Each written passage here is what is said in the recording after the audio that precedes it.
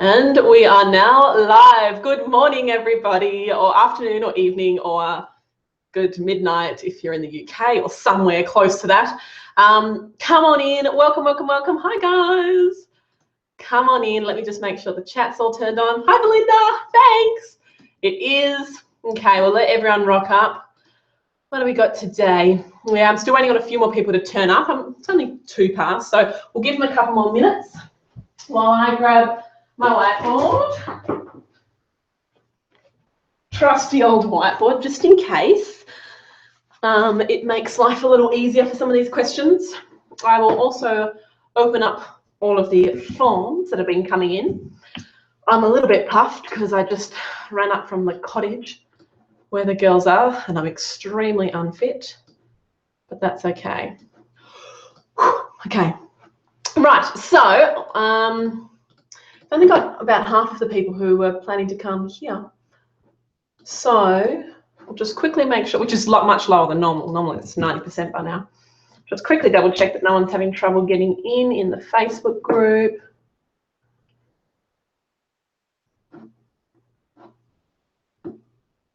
Doesn't look like it. Maybe everyone's just that said they have got other things on. So that is fine. I can answer their questions still and they can watch the replay. Okay, come on in, guys. Welcome, welcome. Good morning, Claire. Who have we got here today? Got Candace and Erin, Nat, Nicola, Megan, Angela, Anna, Anita, Claire. Heaps of guys coming in. Awesome. Cool. So we're going to get to work. It's only 4 minutes past, but I think we can get started. If this is your first office hours, I'm pretty familiar with most of these names, so I don't think we've got many, if any, newbies today. But if it is your first one, welcome. In this session today, I'm going to be answering as many questions as I can. If you've got a question, hi. If you've got a question, pop it in the chat box on the right-hand side. This chat box is private. So that means that I can see all of your questions, but you can only see your own. So don't worry about saying, like asking a silly question. Only you can see the question. So you can ask whatever you wish within reason related to business. And then I'm going to be answering them from first to last. So if I don't get to yours, it may be because there's heaps before it, so it might take me a little while to get up there. But I do get through all of them in the session. So I'll go first to last, answering them in order. If you have sent me a question, like submitted one in the portal in advance, please let me know that in the chat box so that I can pick that one up for you as well. So if you have sent me a question in advance, just let me know, hey, popped it in the portal, and give me your email address in this chat box so I can go and find you and make sure that you get answered as quickly as possible as well. Okay, so in order, I'm going to start with Candace, then Angela, then Anna, then the other ones that I've got. But let's start. Thanks, Charmaine, got that one. PS, for those that just arrived, got yours, Belinda, thank you. For those that just arrived, questions, pop them in the right-hand chat box. And also, if you sent me a question in advance through the portal, let me know that as well in the chat box on the right-hand side. It is private. I think most people who are going to be here are here. So we're going to go with it. Cool. Okay. Let me get on to it. So, Candace, you're first. Woohoo! Cool. So this is about accountability catch-ups. Very exciting. So she has officially set up the first catch-up for WA. Western Australia is a state in Australia that's actually massive. So to be the first there, well done. We've just set up that group as we've started to get a really big volume of women joining from over there, which is awesome. We didn't at the beginning because I was only doing days and I just couldn't fly over there. I just didn't have it in the schedule. But now that we've got people being able to join through an online process, even better, because we can reach people that we've never been able to before. So well done, Candace. You've been around for a little while. I recognise your name for a while. Now, she's looked in the Doing Academy, which is such a good idea, because in the Doing Academy, there are some resources under accountability catch-ups. So I'll just quickly show you that one, guys. Just got to figure out how to do all the tech.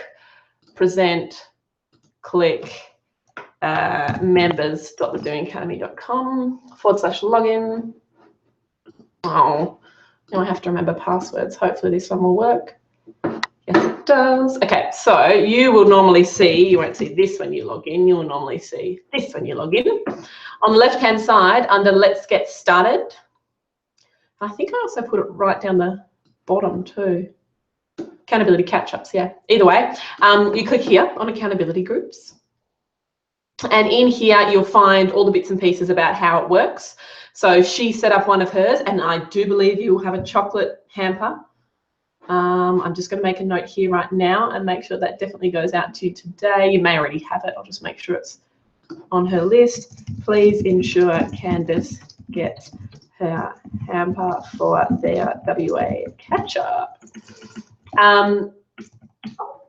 Cool. So what are we doing? How it works, find your group, register your group, and accountability bundles. So down here, once you've registered your group, this means that you can then access the chocolates, which is awesome. The chocolate hampers that we send out. This has absolutely not much to do with doing, apart from the fact that, I don't know, I felt like people needed chocolate to get stuff done. That was just a little bit of an incentive to make life a little bit more enjoyable in your doing. Down here under accountability bundles. Now, this run sheet I found really helpful whenever I've been to them, or I used to back in the early days run them, some of them around me. Now, these run sheets, I find them really useful purely because of timings, and in particular, this welcome/introductions bit, really important. This introductions bit, otherwise I found that if we didn't have this run sheet, we actually had a stopwatch, and still a lot of my girls use stopwatches, because if we don't have it too many times, it just becomes full of, hey, let's introduce everyone in the group, and that takes like 2 hours, and then you've got 2 hours of doing, which isn't the point. So one, the rule is to keep the group small. So if they start to get over sort of 5, 6 people, it tends to work better to split them off. But 2, be strict. We don't spend the whole time getting to know each other, right? So this flow, I've practiced this one quite a bit in groups, and it works quite well. So the run sheet's just there and helpful if you want it. And then I'm redoing these at the moment, not redoing them, but adding more basically, and making these just look a little bit prettier. But I'm adding more of these at the moment. I've got 1, 2, 3, 4, 5 ideas of things you can do. Now you don't at all have to follow these ideas, but I just find they're really good for accountability catch-ups if you just want some inspiration, particularly for your first few. And then you might get into a flow, and you girls might dictate which things you want to work on in the modules together. But these are great ones if you're all brand new to this kind of thing, or planning and growing is a really good beginning of year kind of project, or even mid-year project to get things on track. So there's all those really good examples there that have worksheets that people can print out and bring with them. So you can literally just pop in the group, hey guys, we're going to do the video marketing bundle, so make sure you come prepared for that, that kind of a thing. So there's some good tips in there. Stop screen sharing. And that should be able to help. I think, question cut off. Oh yes, the 1 to 2 minute videos of myself, that's what I've got to remove. I did used to have little videos that people could play at the beginning of the sessions, and then it was just a bit weird, mainly because people didn't necessarily have sound happening, or if they were at home, they might have been able to put them on the TV, but it just all became a bit tricky because most of my girls meet at cafes or like, pubs or things like that. So it became a bit tricky to watch the videos, and they weren't really needed. So don't worry about that video.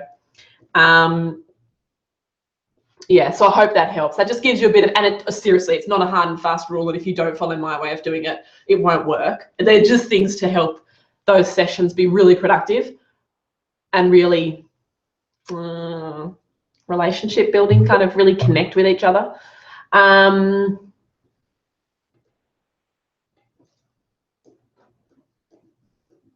Cool, awesome. Next question from Angela. So Angela's got people coming through her funnel, and she's got a competition funnel. She sells liquor online, and she's getting pretty good cost per clicks and really cheap emails, which is good. So her first landing page is converting. So she's got those first 2 of the steps of the funnel working. Remember, let me just get my pen. Where's my favorite one? This one here. Remember, when you're dealing with these numbers, you can't see that. You can kind of see that. I'll make it really dark. This pen's not very dark, is it? You can see that. Cool. So remember that we always start. Oh, someone's left the lid off. At this end with the Facebook ad. And then we go through to the first landing page, which is normally some form of lead magnet, where they just do a little micro commitment, just an email address, not getting out a credit card straight away, just an email address to get that first little commitment. And then they go on and take more of a core offer step. It might be requesting a consult, you know, it might be attending an event, it might be buying a product, it might be webinar related stuff, that kind of thing. I normally like to see my Facebook ads coming in at dollar clicks. So as a result, the most important number that I'm normally tracking is this one here, how much it costs me to get that first conversion, that first email, because we're doing conversion campaigns. I find $5 emails or less, in most industries you can make great, well, in every industry you can make great money off $5 emails or less. She's saying her emails here are ending up costing her $2, even better. So she's got $2 conversions. So these two parts of the funnel, tick, tick, right? But the traffic that she's generating isn't taking her up on the thank you page offer or in her emails, which is the next step. Now, I'd love to know, based on particularly the thank you page offer, how many people are clicking on that thank you page button. That in itself, you want 1 in 3 people that are doing something here. In your case, because I know in this next page here, you're inviting them to go over to the store, right? With you've got a really good offer that you're giving them here and you're inviting them to go over to the store to go and buy some liquor. So on this one here, I need 1 in 3, in your case, 30% of people should at least be clicking. If you've got 30% of people clicking, then you know it's your store that's causing problems with actually creating sales, right? So if you've got 30% here clicking through and people aren't buying, you're not making sales, it's the store layout, it's the store experience, it's more of a store/cart abandonment problem. If, however, no one is clicking on that thank you page offer, if you're getting 0% of people clicking on that thank you page offer, it's not a great sign, because it's generating that people aren't interested in even finding out about your product or service, let alone buying it. So if that's the case, and people aren't even clicking on this offer to find out more about your store, and just, you know, if they're clicking and just getting lost in the process, then that's great, we can focus on the store. But if they're not clicking at all, my only other thing in that case, I mean, it's getting a bit challenging here. If that were the case, my only other thing at that case would be to offer particular, to send some traffic, which we don't normally do, but just to prove if there's anything in this at all, send some traffic. If anyone here is watching and they're not this particular business, scratch this, because this is one of my testing strategies that I'll use sometimes to validate if an idea is even worth doing. Most people don't do this. Angela's an exception to the rule. I would send a Facebook ad called website clicks. So I'll do a website clicks Facebook campaign about a particular product, and I would send them straight to that product page. This is a bottle of liquor, that product page on the website, and maybe, like, usually you put a discount on it, right? Some form of discount for this particular campaign, and run one campaign. So really simple, skip the landing pages. This will just prove if anyone actually wants to be buying your product. Usually it's a price point thing, right? Or sometimes it's a brand thing, but often it's, you know that people buy liquor online. It's not that. It's either a marketing brand element, that people aren't connecting with the brand or trusting the brand, or it's a price point problem. So this will just help you figure out that there's validity in this offer. So I want you to do a website clicks campaign directly to the product and see how well that product actually converts. With this, like your website clicks, they'll be really cheap. In your case, they'll be really cheap. They'll probably be cheaper than your competition clicks.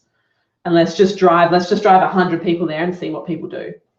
If you don't get anyone saying yes to your offer out of 100 people, you got problems with your store, with your brand. You've got kind of intrinsic problems with the business, because people just aren't wanting to even pay you a cent, you know what I mean? That they're just not wanting to pay. So not saying that's what it is, but this will help you prove it. So let's double check if this page here is people are clicking at 30%, then let's go and have a look at some cart abandonment strategies, because it's your website that's not converting. People are interested and then they get over here and they just die in the ass, right? Because the website's not converting. If, however, they aren't clicking at all, and they're basically showing they've got no interest in ever paying you for this kind of stuff, let's go and see if we can send them straight to there and get any traction whatsoever in a very simple funnel, just going straight from Facebook ad. This is purely for testing. I wouldn't do this potentially long term, but just purely for testing to see, does that make sense? If you can validate that offer in any way. Anna, your question has been submitted, Anastasia, in the portal. So let me go and get that one for you.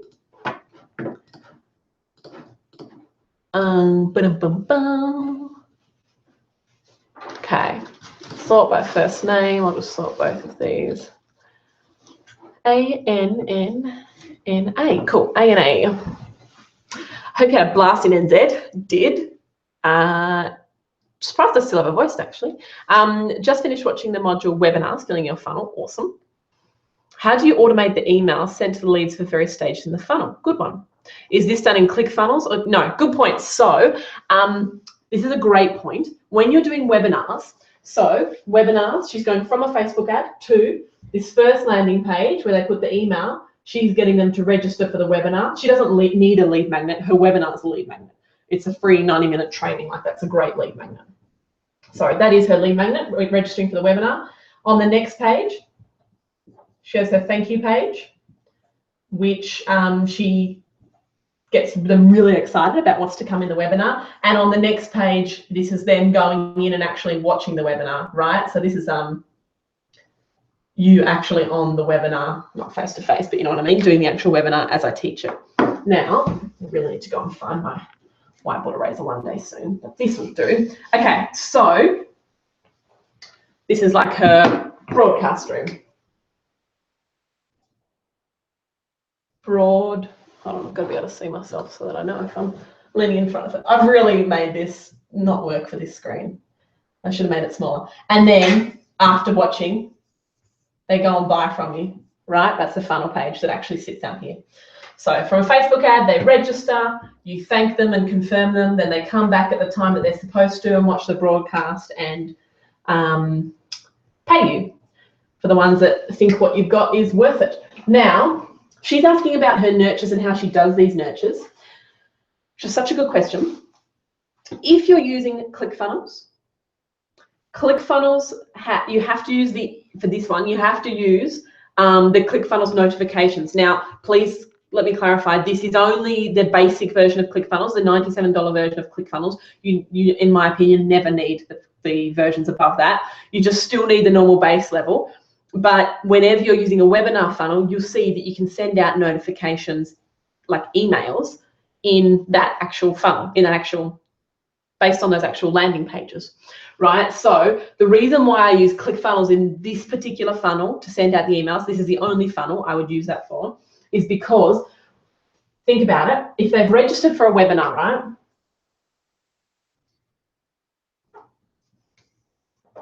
Registered for a webinar, and you want to send them emails talking about the webinar that's coming up, if it's evergreen or even if it's automated, but particularly if it's evergreen, which ClickFunnels is, if it's an evergreen webinar, they will have to all have unique or dynamic dates and times because they're choosing the date and the time that they want to host that particular, they want to attend the webinar on. So as a result, this email for everyone's going to be so different because they're all going to choose different dates and times. So it has to merge into these emails. You have chosen blah, blah, blah, right? Particular dates and times. ConvertKit and MailChimp and things like that can't, because I know you said you're using ConvertKit, but MailChimp as well, they can't, they're not clever enough because they're too on the lower end of autoresponders in terms of price point. They're not clever enough to capture the date and time that Jane is going to attend your webinar and merge that into the email. So you have to keep them in ClickFunnels if you're wanting to talk about specific stuff related to their webinar activity, right? So that one there is like a pre-webinar reminder nurture. So that's one nurture that I'll create inside ClickFunnels, and I will leave them in there for that time. I actually normally do send them through to a MailChimp or an Infusionsoft or whatever it is, send them through to a nurture, ConvertKit in your case, send them through to a nurture that's empty. So at least they're still in my system. And they might be, you know, it'll be called webinar registration or something like that. If you're in ConvertKit, you can tag them, I'm pretty sure. So yeah, that just means that they're in your database at least, but we're not going to nurture them in your database. We're going to nurture them in ClickFunnels because the emails are going to be so tailored to the webinar with the date and time. One more reminder. So they need one before they rock up. You'll also see that there's one for people that didn't rock up and one for people that did rock up. So there you go, the two nurtures. People that didn't rock up, I usually send them 3 emails, and you can do that in ClickFunnels. 3 emails to say, hey, where did you go? Or, you know, and I kind of write them in a way where I could use them. I use mine if they didn't rock up or didn't come for, or didn't stay in the webinar for 30 minutes or more. Like, that's when I normally talk to them in that way. The other option is people that did rock up and did attend the webinar, and those guys get a nurture based on the product. Right, so those guys, they get, you know, thanks for coming. They get the freebie that's in the first email, the freebie that I offered in the webinar, and then they start getting nurtured about the actual product. So pre-webinar, the whole point of these emails is to try and get them to rock up in the webinar.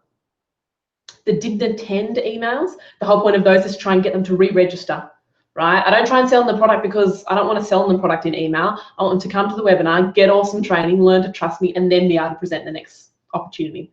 So I don't try and sell the product if they haven't gone to the webinar. If they haven't gone to the webinar, I try and get them back into the webinar so that we can build up some trust. And then if they have attended the webinar and they haven't purchased, cool, you can do that as well in the nurture, and look after them and keep nurturing them towards that product. They're my 3 nurtures. And once they buy, they get removed from all of those because they're now a customer. They're now a member of your community. So I hope that helps, Anna. Charmaine, you are next. Un momento.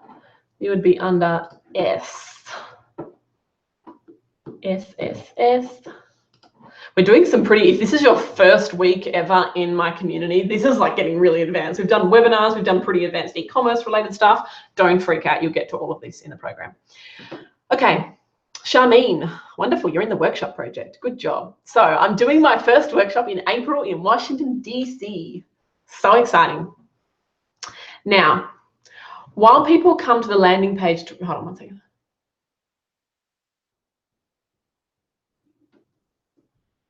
Yeah, good question. So she's wondering, and I had a similar kind of thing in my regard, in my case as well. When people come through to, in live events, in the live event funnel, it's very similar. The first step, they like kind of start their registration, and then on this page, they pay for their ticket. So they start their registration on the first page by just squeezing an email. That's in almost every funnel, just this first page, just try and get an email, because at least now we can get a relationship. And then on the next page, they pay for the ticket. Now, in her case, she's wondering, she's doing it in Washington, DC, right? And she's got people coming from the Facebook ad to the email, to the first landing page, put their email in. And this page here has all of the event details. You'll see this if you're in the workshop project, has all the event details, date, time, location, all that kind of thing.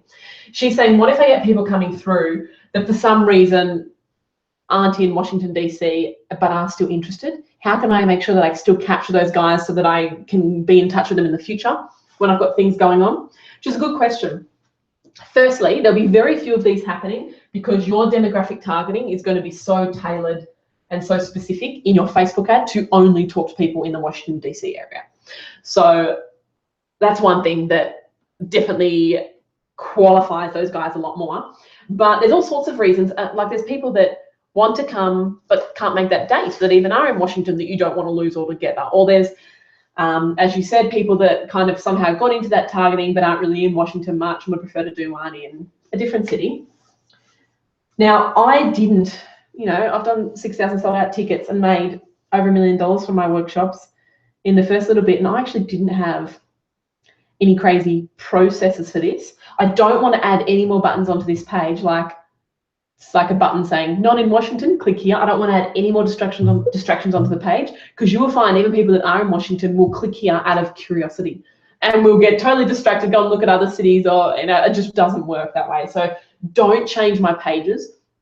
You will find, however, that people people will email you. I had this happen all the time. People will email you and say, hey, are you doing one in this city? And they'll get in touch with you via email. Or some people register, don't pay, and then reply to my follow-up emails. You know how you nurture them with these emails here? If they register but don't actually finalize their ticket, you've got your likable ladies going out. So I get a lot of responses to those, particularly the first one. A lot of people saying, hey, look, I've just realized I can't make that day. That's why I couldn't proceed. Do you have any future ones coming up? And I'd make a note of those guys in my system and invite them to the next one. So you get a lot of responses to the first likable lady email. And then I got a lot of emails back. I got a lot of people initiating emails, just random people emailing, asking for other cities, other dates, that kind of thing. I actually don't know how they got my email, because I don't have it anywhere on these pages. I think they were just all responding to this one. No, I did get some people emailing me out of the blue. It must be on my contact page. I didn't think it was, because I get spammed like crazy if I do that. I don't know how they got my email. They must have all just received the first one. They must have shown some form of interest and put their email in. Yeah, because that's the only way. Oh, I do. That's right. I did get a lot of Facebook messages. A lot of Facebook messages. People saying, hey, I can't make this date, or I can't get my kids looked after on that day, or oh, I'm just down the road, are you ever coming to my city? You know, you get that all the time in Facebook. That's another thing. Facebook messages and replying to the first likable lady email. Don't mess with the pages though. It'll just distract people. One decision to be made each page, and that's it. No, not even a decision. One step to be taken on each page is the rule for landing pages. Really good question though, Charmaine. I hope that helps. Claire sent me through a question. Let me get yours, Claire. For Claire, you're not in that one. Male, maybe you're in. Hold on, maybe you put a space before your first name. Yeah, you did, which means you're down under Z. Oh, Claire, I'm a sex and intimacy coach. Good luck with Facebook. Oof. No, we can get creative. We just have to come through a different message. I know Facebook won't allow certain photos and words, totally. Can you please let me know what I can and can't use?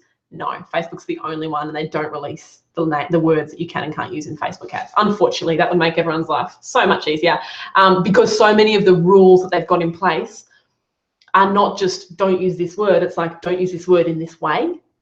So a lot of it is around intended or assumed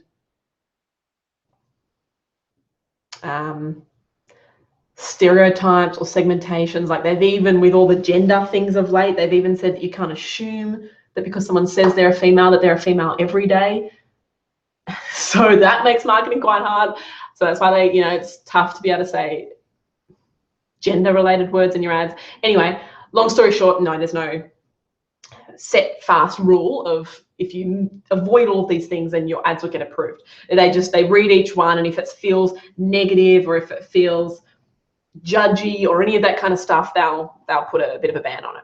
And sometimes they're not always consistent, so you could sometimes redo the ad and get that one approved but not the first one. It's sometimes a little bit out of whack, but most of the time there's a valid reason, because they've got to protect all of their audiences. People on Facebook will be leaving in droves if they feel attacked or if there's any kind of negative tone towards them in the ads. So in your case, you won't be able to go through. I mean, I know, for instance, you won't be able to use words like sex or sexuality, and you'll have to even be clever around words like pleasure that you were saying there.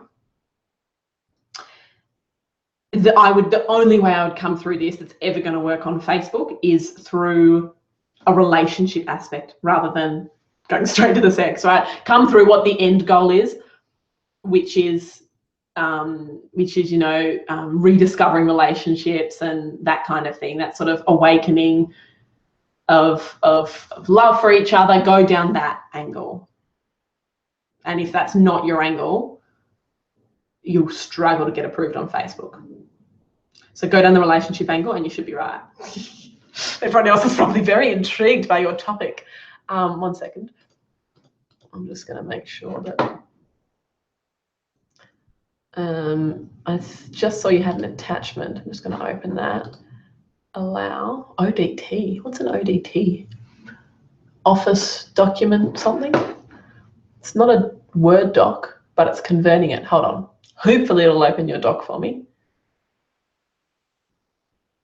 Come on. It's not looking good. Now, I've never heard of an ODT. No, hold on, it's here. Oh, that won't get approved. Sorry, that won't get approved. No. Oh, don't feel I should be looking at this. I won't share my screen, but that won't get approved. Don't use that image. Not much of that text will be approved. Sorry. I know it's an important part of life and relationships. It just won't get approved. So you're going to have to be really subtle and really demographically tasteful, and you know what I mean, like really clever in how you market this. It's totally possible, and I've got girls that have done this before in similar spaces, but you've got to go through the relationship angle. And you can be a little bit more out there on your landing page, the first landing page, but the ad has to be congruent anyway. So the ad and the landing page really have to align. So yeah, just be careful of that one. Totally doable, but just be careful of the words that you're saying and the images. You just have to be focusing more on love, which is the end goal of it, right? Anyway, so focus on love and you should be okay.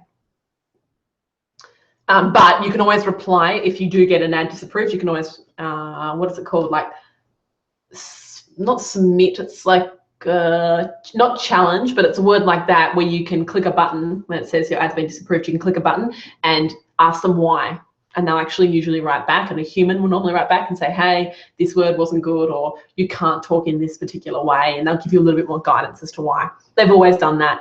Even when I was spending $5 a day way back at the beginning, they were always pretty helpful with that. I would love to know, so this is Megan, I would love to know what to do with my Facebook ads. They're only working well on the weekends. I know your industry, Megan, and I've never heard of that before in your space. In any sort of beauty-ish or even e-commerce, to only be working on the weekend. How weird. Is there a proper way that I could do it so that I only run them on the weekends, or should I just simply turn them on and off manually? Great question. Never turn your ads on and off manually once they're working. Facebook sees it as you being half committed or non-committed, and every time you turn it back on, the robot's got to warm up again. And remember, the kinds of people who like your ads, they hate it when you turn your ads off and on and off a lot. So definitely don't do that. Once you've got them on, keep them on.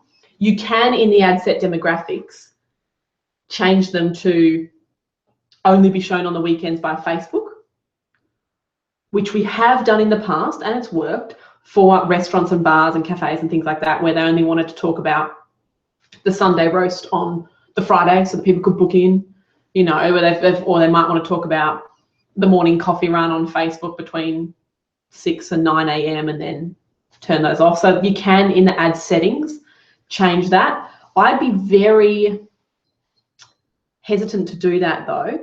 Facebook automatically does pick up the times of day when your ads convert the best and saves budget till those times. Like, it doesn't just go, I'm going to spend exactly, 50 cents per hour for these hours. It actually will say, oh, I'm not actually going to show this ad much at this time because I know it just goes crazy after 5 or whatever. So it will already optimize itself to your highest converting times of the day.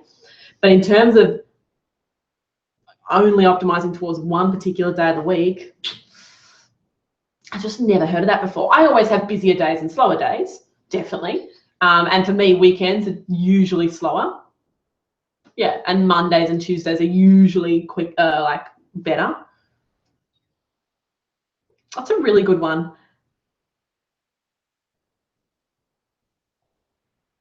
Just trying to think. I know what you mean though, with your market being more active outside of business hours and things like that, but there's just still so much of the market that buys any time of day and night. And to rule it out only to weekends, I don't know, give it a try. There's nothing that comes that's going to be negative from giving it a try. If your results drop, then you can just easily turn that one off, copy it, and take out the weekend segmentation that you put in place. So yes, you can do that on the ad set level. Don't manually turn it on and off. Let me know how you go with that, because I've never done that myself before. Let me know how you go with that and whether that does have a positive impact on your spend slash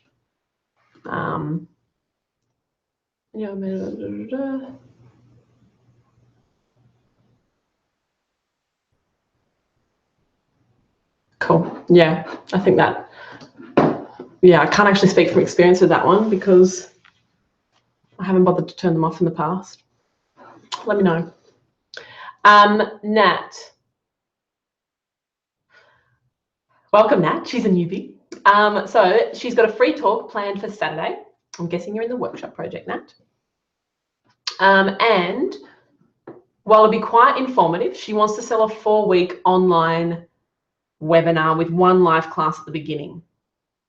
And she's a hypnotist, and her free seminar is all about anxiety. What should my price strategy be for my paying live online 2 parts since Saturday is already free? Yeah. So a few tips around this one. Great industry, huge potential in this whole mindset. Like, first things first, just can you go and have a look at Grace Smith TV if you haven't already? Just Google Grace Smith. She's a hypnotist who has the largest online community in your space in the world, and very successfully turned a traditional manual time for money kind of business, the more I work, the more I get paid kind of model, into a passive income stream. Very clever. She's done hers with a membership, monthly membership option, because a lot of people in this space, she has some one-off courses, but a lot of people in this space, when you're deciding whether you're going to do an in and out program, like 4-week, 6-week, 8-week program, like you're suggesting, they're normally for niches or problem solutions that people want to get in and out with. So they need it to be done quickly. They need to learn all they need to learn, achieve some goals, get out, you know, that kind of in and out, like buying their first house. Whereas other industries want more of that evolution, more of that ongoing support, community, nurture. So a membership program usually works better for those. And in some industries, you can have both. She does a membership version because it's not a quick fix kind of solution in most cases, but there's no reason why you can't segment them off into shorter courses to get quicker results for certain areas, right? I'm aware of that as well. But the biggest thing in learning what to offer people and what to price it at is competitor research. You need to make sure that someone else is doing this successfully with a similar product or service in your particular niche in the world, and base your pricing off their ballpark prices that they've already got. There's apps in most cases, if no one in the world is doing it or doing something somewhat similar to it, it's probably not going to work, right? We're in 2017, most ideas have been thought up. Sure, there's some, there might be some spaces that haven't, but you're dealing with very risky areas. You've got to do a whole heap of education to actually educate your market before they're willing to pay you for it. Like, it's just not worth it. So make sure that you go down an angle where other people are getting paid to offer this similar-ish kind of program or one-off product, like mini course.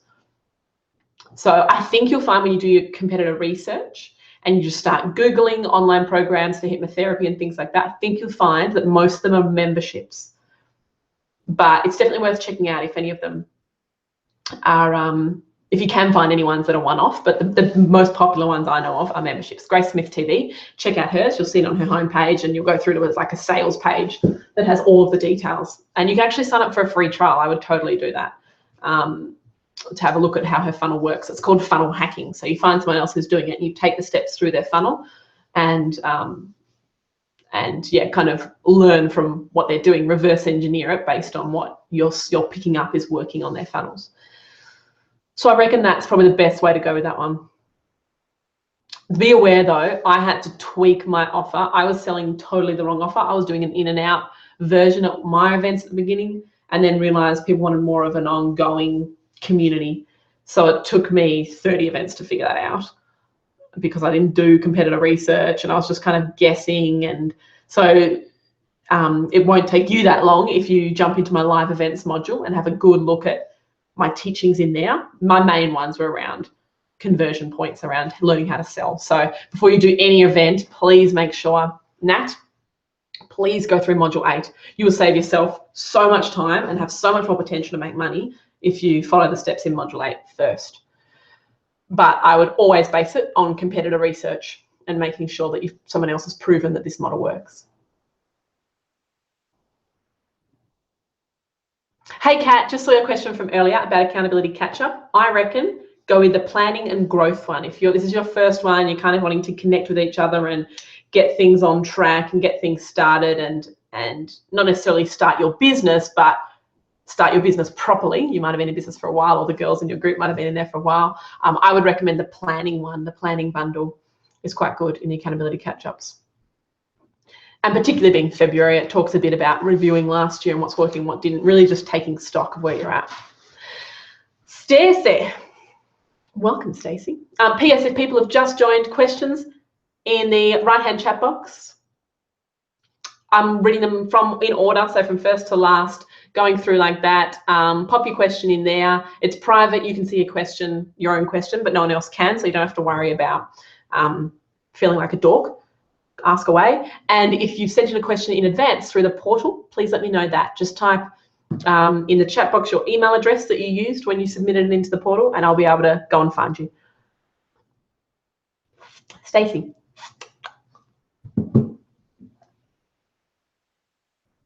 Good one. If you have a lead magnet, Stacey's wondering, so she's doing a lead magnet for her first step. Where does she deliver that? So she's got a lead magnet, a downloadable, something like that on the first step where people put in their email. She's like, do I redirect them over to the website and go and grab it from the website, or how does that all work? Because she's got it sitting on her blog as well. So how does she give them that information? Firstly, if that information is, and I don't think this is what you mean, but if it is a blog post that they're putting their email in for, can you turn the blog post into a downloadable? If you just send them over to the website, because that's the thing that you're giving them and it's on a blog, they'll be like, oh, this was here for free. I didn't need to give you an email. You know, it has to be a PDF of some sort. So package it up into a PDF, but I think that's what you're saying. I just think you're saying it lives on your website, which is good. Package it up into a PDF, and you'll see how to do that in the Canva training that I've got in the program as well. And it's delivered in your very first Likeable Lady email. So you know how your Likeable Ladies go out? Your Likeable Ladies go out after people put their email in. You've got the 5 Likeable Ladies for people that don't carry on, so that you can push them onto back to that second step and make sure they go and take that action you actually wanted them to take. In the first email, put your attachment. Now, a few options. You can attach it in things like MailChimp and stuff like that. Infusionsoft, you can do attachments.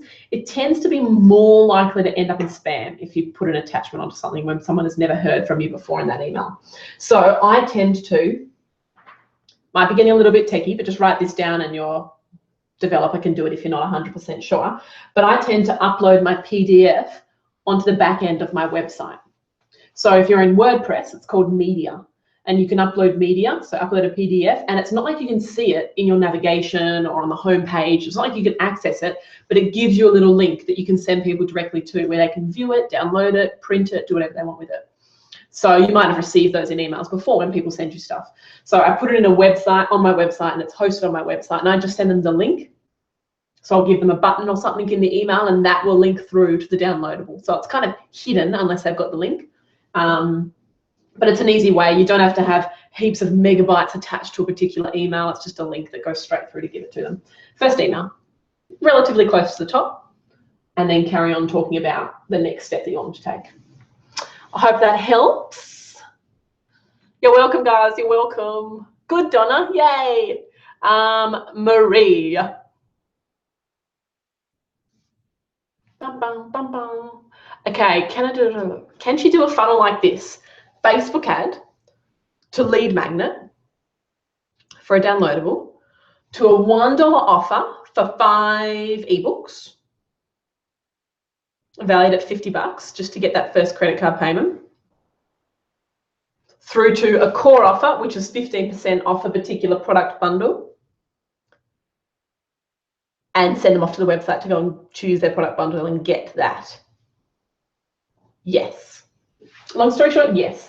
So that's my main aim, a Facebook ad to email address. The next step, if it's physical product like I think yours is from what you're saying, no, it's not physical product, it's an online course, but yours is that's almost a self-liquidating style, right? Where you go into an email address first, then into a low value offer, and then into a high value offer. So your low value offer, I would like to see that actually ending up at $37, but I actually usually like to try these offers at $1. just to make sure that they will trust me with a credit card, and then I just increase it. So I'll try it at $1. If that's working, then I'll put it up to 17. If that's still working, then I try and get it up to 37, just because I want that first product to pay for my traffic, so that it pays for all my traffic and all my costs, so the next product is pure profit, is usually the aim of that self-liquidating. So consider that a self-liquidating funnel.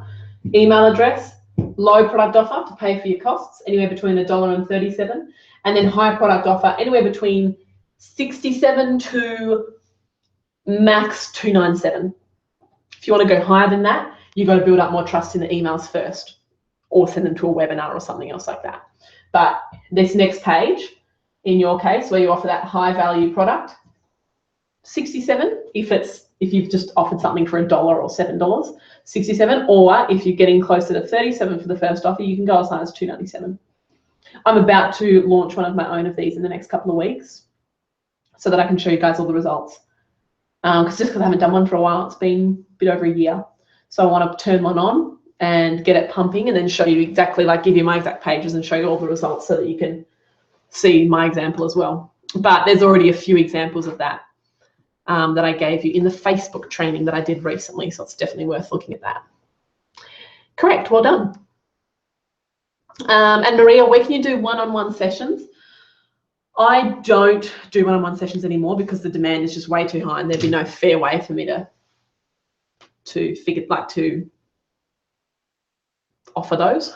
Just wouldn't be fair. So we do have a few things opening up. Can you send me through? I'm not allowed to announce them yet.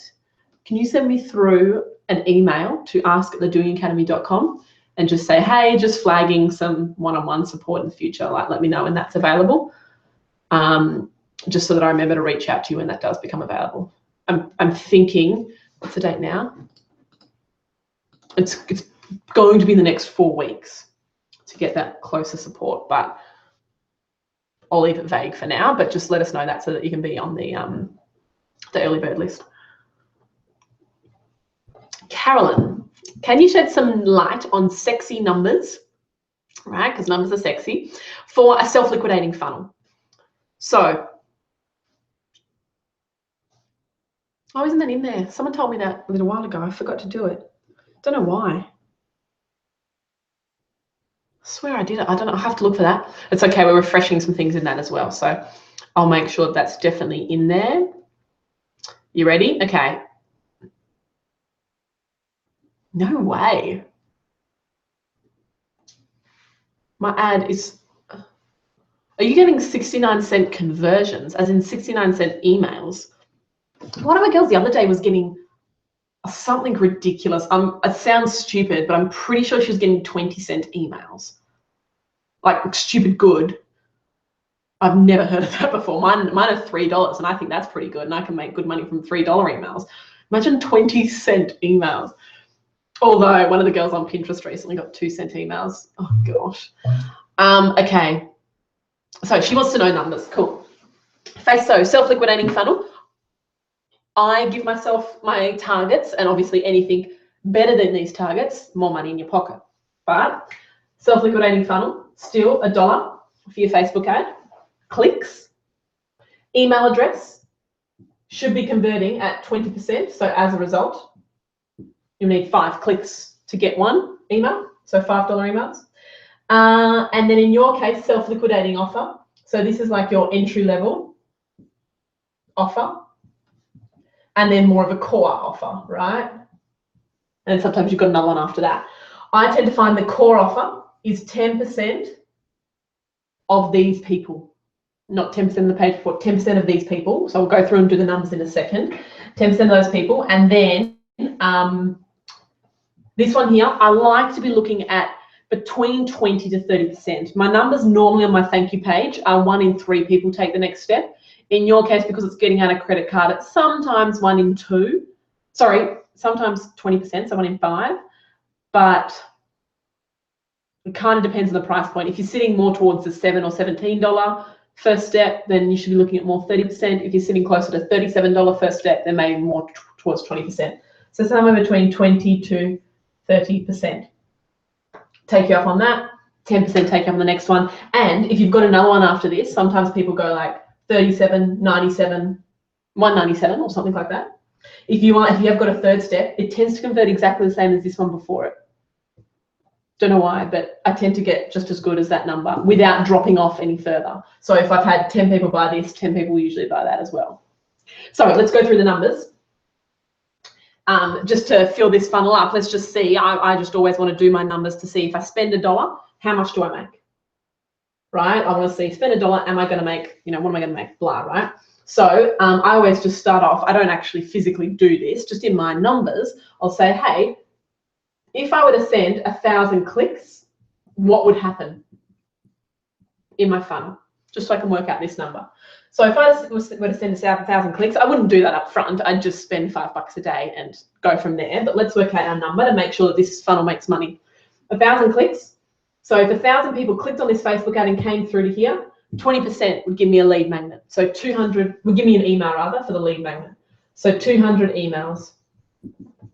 Of those 200 emails that came through to this next page, 20 to 30% would say yes. So it's between 40 to 60. Let's say 50 purchases of the first product, and then 5 of the upsell and 5 of this upsell. Let's do some numbers. Maybe this one was 37. This one cost us, well, was charged out. This one was charged out at 37. And let's say this one was charged out at 97. And this one was charged out at 197, roughly, I don't know, rough ideas. Let's do some numbers. So 50 purchases at $37, not quite that good at maths.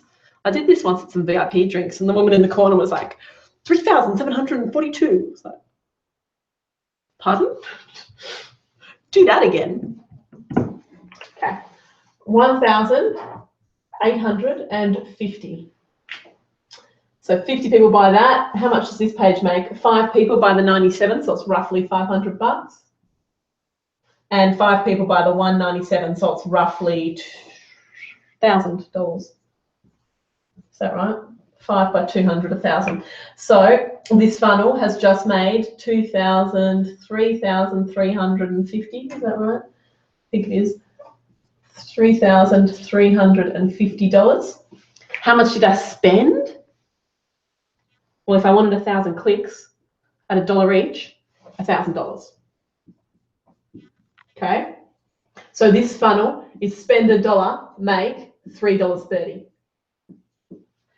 If I have that kind of a funnel number and this is completely automated, which it is, I can do that till the cows come home. Because I know in a given week I can spend 10 grand and make 33,000. Do that till the cows come home, right? You don't go straight to that level. You just go slowly. This week I'm going to spend, I don't know, $20 a day, and then I'm going to spend $50 a day. You just keep on slowly growing. I mean, you can jump straight to that. I just wouldn't. So that's a good number. If I'm completely automated, how many parts of this are you involved in manually, ongoing? None. You just probably would be replying to some emails. Remember, this is also based on these numbers. And whose question was this? It wasn't Helen, it was Carolyn was saying, I don't know if this is right, but if it is, you're freaking awesome. Let me just scroll up and see if you did confirm that. If it's true, Carolyn, that your emails are costing you, instead of $5, like these numbers are working out well with $5, if they're actually costing you 70 cents, which I'm kind of willing to believe because a lot of my girls have. I don't know how you guys do this, but that's awesome. I need to, yeah, I feel like I should have the best numbers, but if I'm making money off it, then you guys flipping can. Anyway, 70 cents, if your ads are actually costing you 70 cents, even if they're, if your emails are costing you 70 cents, even if they're costing you $1, you get 5 times. It's just ridiculous. As in, you're spending 20 cents to get those results. Your results are 5 times better. So instead of spending $1 making 3, you're spending $1 making 15. That's nuts. So you just have to get these pages to work, right? So the good thing about this, I have to go and build 1, 2, 3, 4 landing pages, and maybe a thank you page at the end. So I have to build 5 landing pages. I have to do a Facebook ad, and I have to do some write my likable lady emails. Remember too, this is first lap through the funnel. So 20% of people, sorry, 20 to 30% of people that gave you an email kept on going.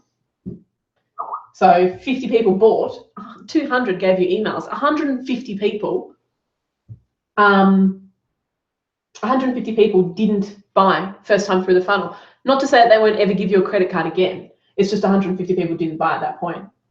So that's where a likable lady emails come into play and help to pick up those 150 people that didn't buy on the spot. So I hope that helps. It's good, right? It's a good way to make money. Helen, as part of my service to businesses who want, just let me read your questions, who want market information and to candidates who are looking. I provide consultation as part of my service. This is really clear today, Donna. I've just realised that. I've got a new camera. Maybe that's it.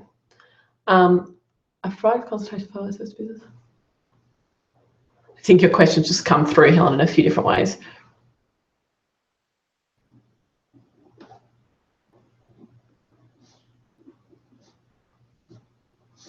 Yeah, so you're in recruitment, I'm guessing. Yeah, cool.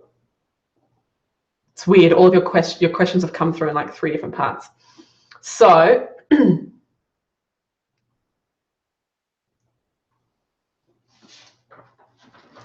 easy. Helen, in your case, recruitment, can I get you to go to the Answers Hub? Let me just make sure, because I've got answers.thedoingacademy.com. Damn it, I was going to add this into the new Doing Academy as a special video. I forgot to, that's okay. And search for recruitment, because I've answered this question so many times. Good. Yay. Cool. Hey, have you asked me this question? I've got a Helen asking me about her recruitment in the past. When was it? We'll just see if it was like a year ago, if it was recently. 8th of Feb this year? Yeah, it was this year. Just double check that one, because I've answered that in another office hours. Was there something else more specific that you wanted me to, or maybe it was an identity project question?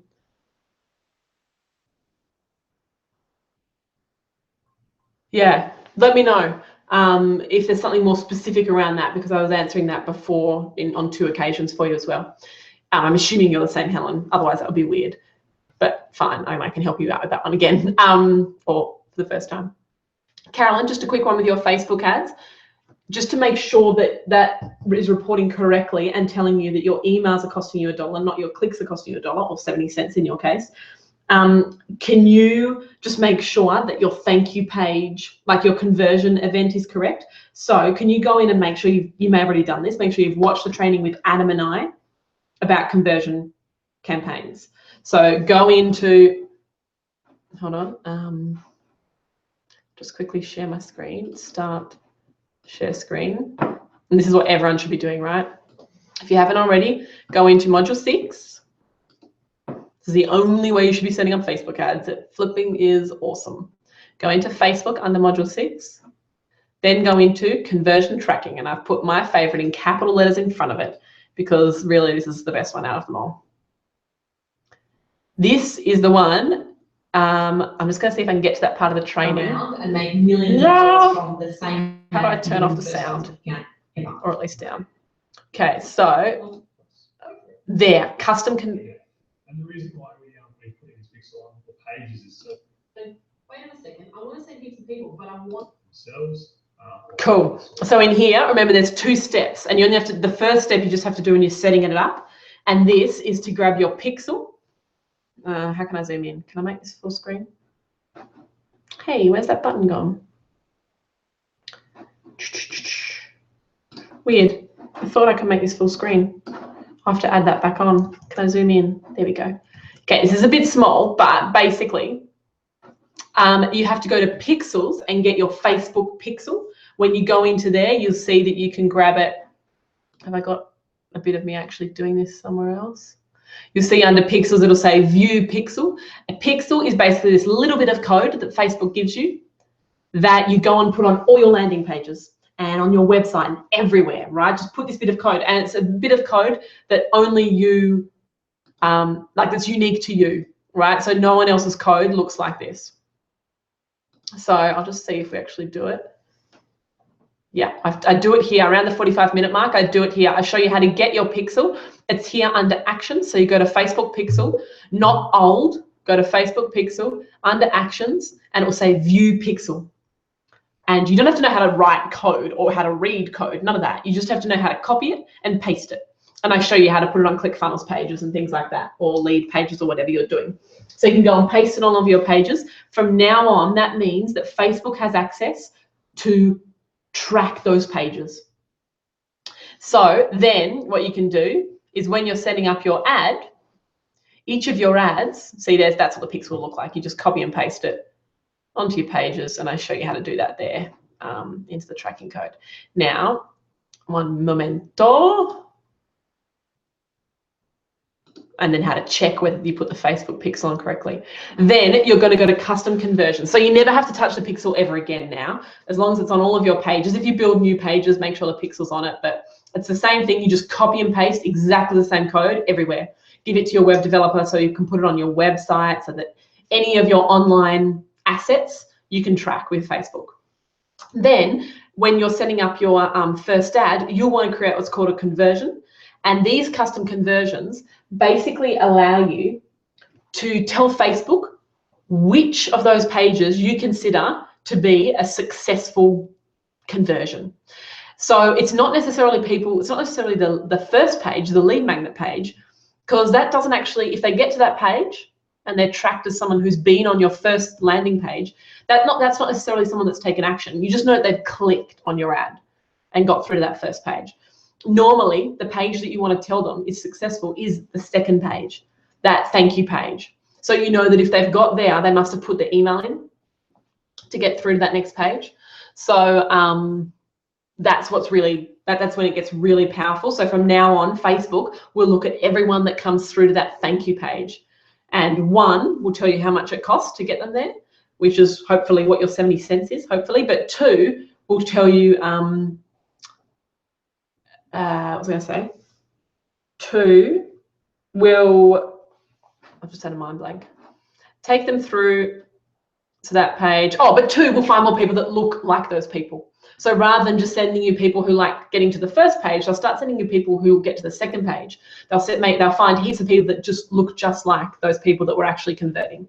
So that's where the power is. My only thing that I'm thinking, I'll just go back and stop sharing. No, stop. The only thing that I'm thinking is that maybe the link you told Facebook to track was this page instead of that page. Maybe you're saying just track everyone that gets here, and they're saying, yeah, it's 70 cents, which is really only the cost of your clicks, rather than the people that make it through to here, right? Because they're the people that actually gave you an email. If they made it through to here, they don't necessarily give you an email. They might just look and go away. So the people that get through. So just that's the only thing I would do. Just double check that that link is this one, not this one, in your custom conversions. But if that's the case, you're on the money, baby. Okay, next question is from Candace. You've sent another one through the portal, I believe. Because I know I answered one of yours earlier, but I think you just typed it in, didn't you? Oh, no. Candace. No, that was about accountability catch-ups. I can't see yours, but maybe you've done it recently. Let me just refresh, Candace. Hey, Belinda, did I answer yours? Oh, crap. Sorry, Belinda. You were ages ago. Sorry. I just saw your name in the question, so I was like, she was on really early. Sorry. The US and the UK, so Belinda's question first. Oh, this is a tough one. The US and the UK spell my main keyword differently. Catheterization and catheterization. So using the Z. Do I choose one spelling only, either the letter Z or the S? So it totally depends on which market you're targeting, right? If you're global, go with the American spelling. If you're only targeting the UK, go with the UK spelling. If you're talking Facebook ads and things like that, it's not going to be to the point where people are like, oh my goodness, I can't understand that word because it's written in US. A lot of people are used to seeing words in US spelling anyway. If you're only focusing on UK up front, definitely keep it with the Z, with the S. or Australia, definitely keep with the S. But yes, if you are going with the UK in any form, it's probably, or going beyond that, Canada and beyond that, then probably worth doing with the Z. It's hard when it's a key word, because there are some people that do get a little bit frustrated with that, like my mother, and spelling and not using local spelling and local grammar properly, but it's going to be okay. Sorry about that, Belinda. I'm a dork. Okay, Candace, I'm just reloaded, so hopefully I can find your question as well. There it is. Sweet. I would love feedback on my value ladder. Let me have a look. Okay. Open. Right, so value ladder, you're going from a free downloadable. Perfect. Awesome. Then to, and she's just turning an existing blog post into a lead magnet, which is a really great idea. Repurpose your content into a nice lead magnet to try and build her email list. Perfect. And then she wants to now start making programs as well that go off that. Then she's got a little mini series on this next page. So she's basically doing a self-liquidating series, self-liquidating offer. She's going to start by offering that for $1 and just make sure that people trust you with $1 before she increases it to probably 7, maybe 17, maybe 37. But that's good. Start with $1 there.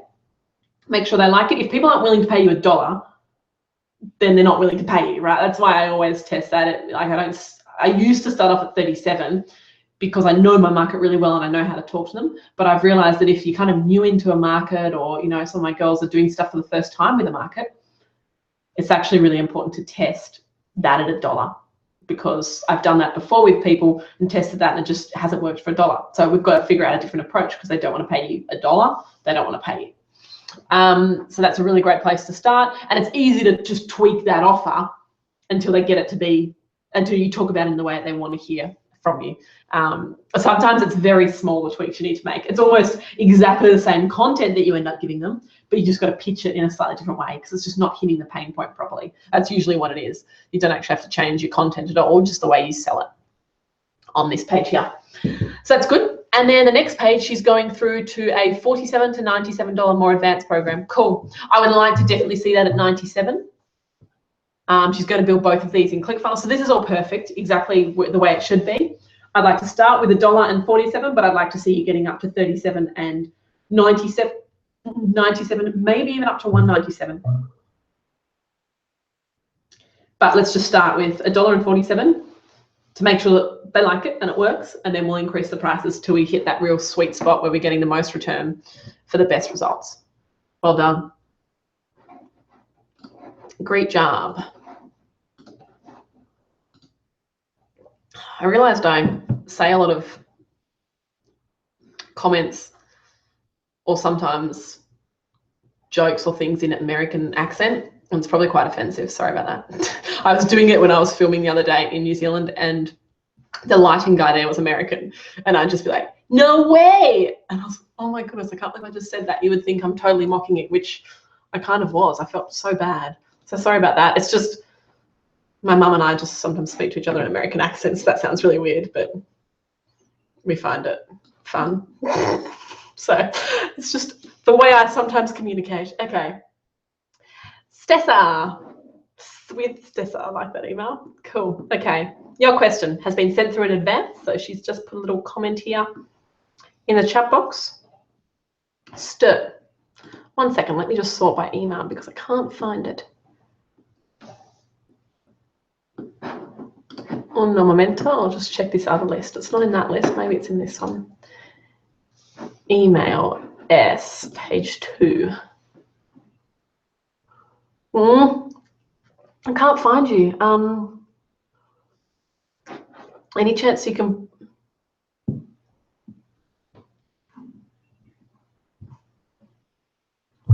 Sorry, first part of your question, Stessa. Yes, definitely. You can watch this later. It's all recorded and it goes up in the portal normally within 3 days with a breakdown of the questions. So yes, you can watch it later, but I can't find your question. Can you just A, try resubmitting it, and B, maybe pop the question into this chat box and I'll be able to answer it in here. Kim submitted a question in the portal rather. Kurt for Kim. There you are. Gotcha, Kimmy. Okay, so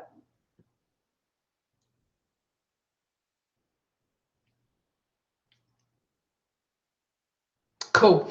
So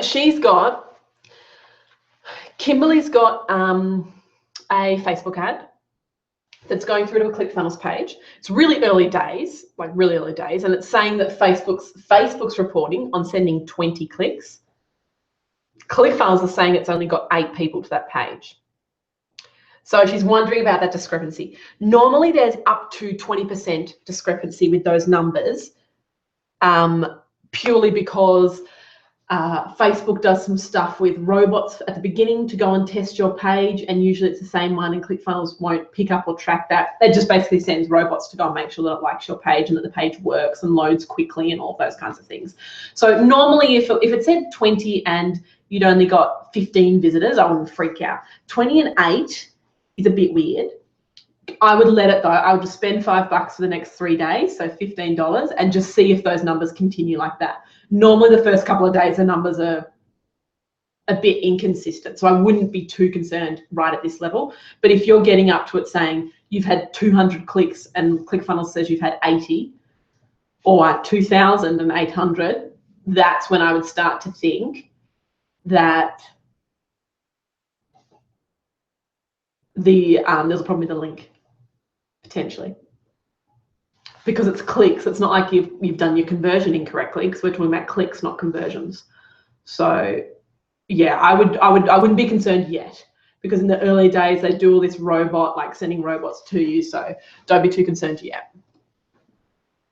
Spend $5 a day, do it for, yeah, normally, you know, within 48 hours, sometimes up to 3 days, and you'll get a good idea of what you need to tweak, or whether it's just humming like so many girls are. We're just getting so many reports in the inboxes and everything of, and in the Facebook group, of people just following my Facebook training and getting kick bottom results, like way better than me, which is awesome. So that's what this whole, I'm just trying to redo all the modules, as you know, in the version 3.0 of the Doing Academy that's coming out next month, to make them really step by step, because that's what I've learned just works.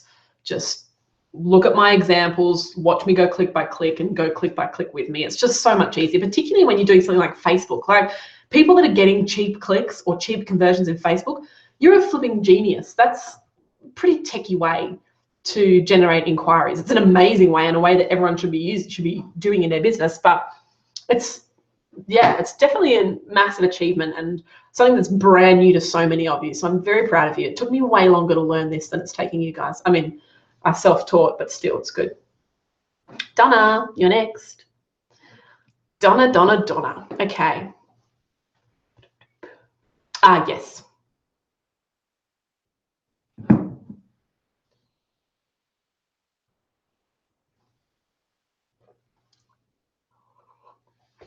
So I just want to know, Donna, in your case, with that particular lamp that you've got, is that your only offer? If that's your only offer, it's not really a business model that can make any sort of solid income. So if you've only got, because the way that you were kind of describing it to me made it sound like you've only got one product, and that doesn't work in like that. That's not a sustainable business model. If, however, you've got heaps of different products, hold on, I'll just go to your website and that'll tell me. Maybe you do have heaps of different products. Yeah, it's just two. People won't do that on Facebook. People won't reserve. Yeah, is this the only one?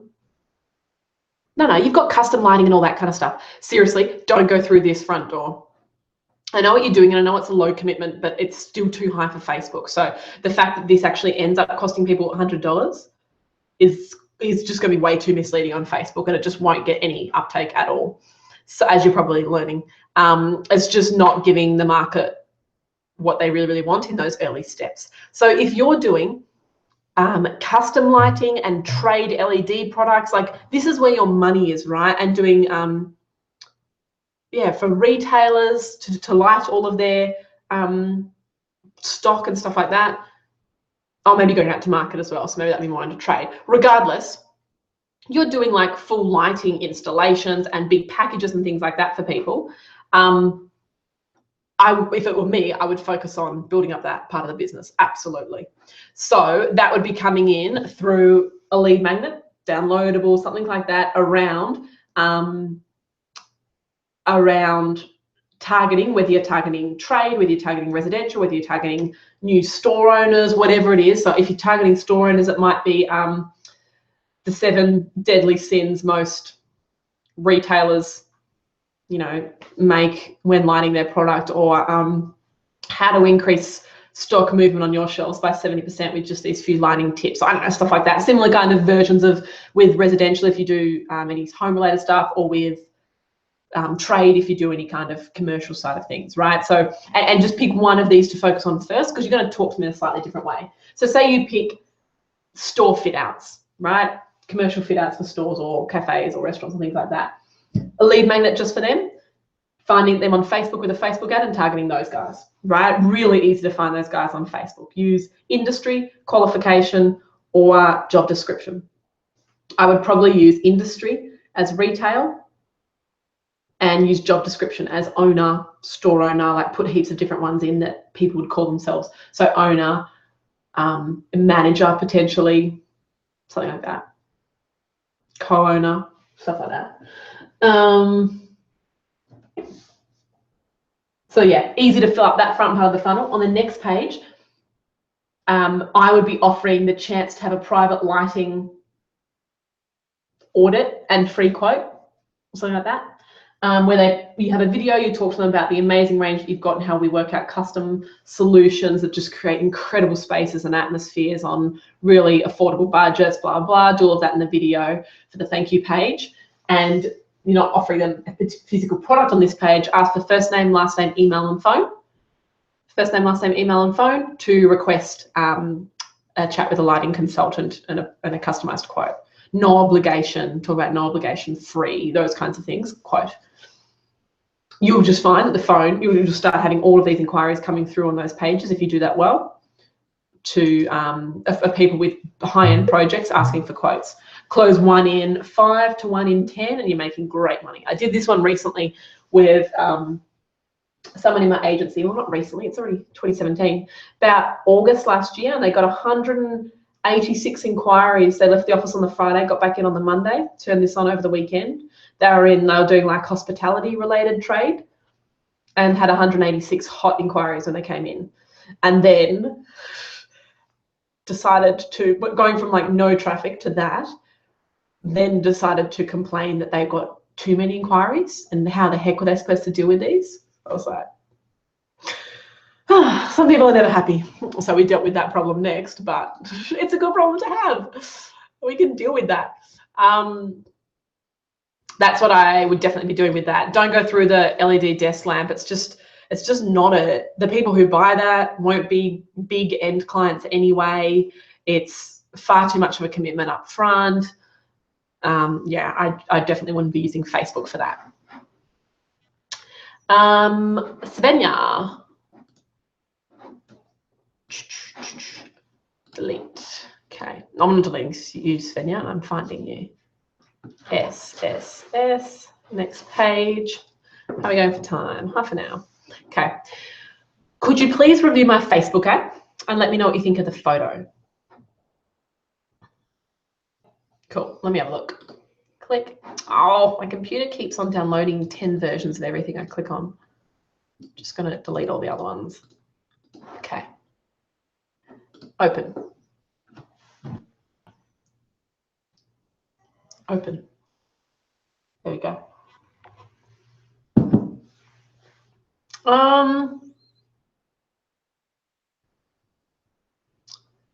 Don't think the photo is quite enough.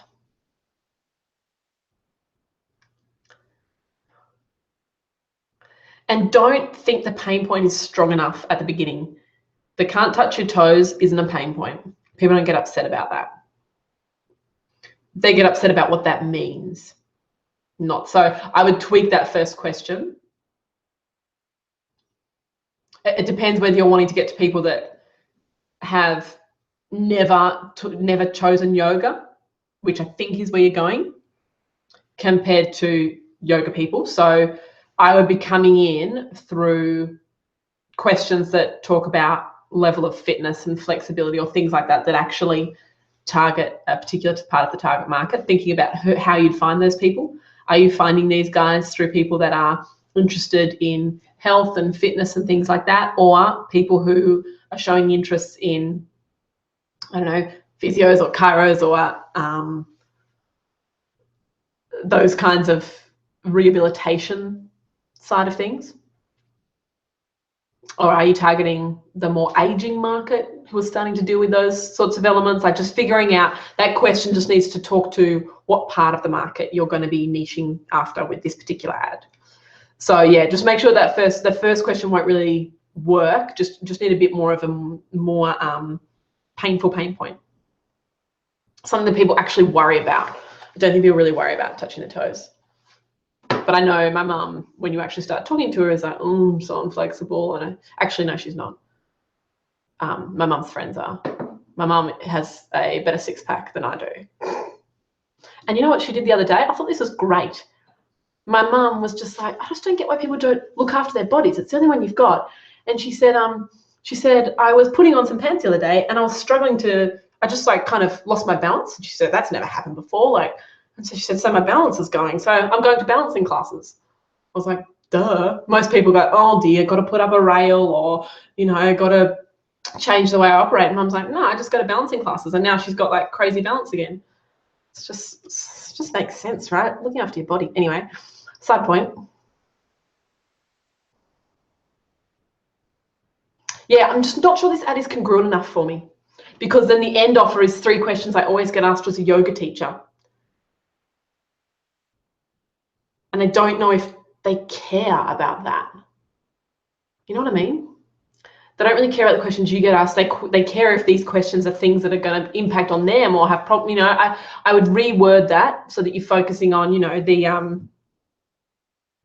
6, you know, body benefits you're missing out on if you haven't tried yoga before. You know, just something that's a bit more them focused rather than you focused. Yeah. Yeah, I'd focus on that angle. And then in terms of the photo, I feel like we need a face in there of some sort. So, I mean, you can test it, but I really think it's a little bit too vague and doesn't quite connect. It does, I know, with the top question, but remember how in my Facebook training, people have got to be able to understand what you're talking about with a glance at the photo by itself. They've got to kind of have a rough idea of what they're looking at. It shouldn't be too vague. It's good.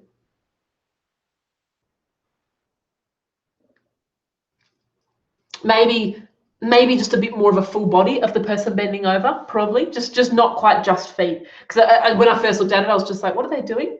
Trying to figure it out. So maybe just being a photo where you can see the full body might be better.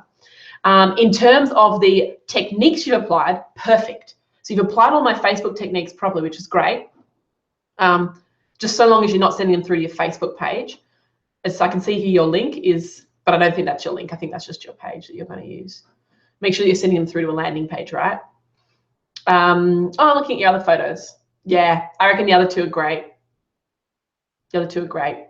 So the only thing with this one then really is just the messaging, giving them what they really, really want and focusing it all on them. Just being incredibly selfless and not thinking about yourself in any way and just putting yourself in their shoes, and they're super busy sitting on Facebook, not interested in being sold to. What are they just so intrigued by or so curious about? They just can't help but click.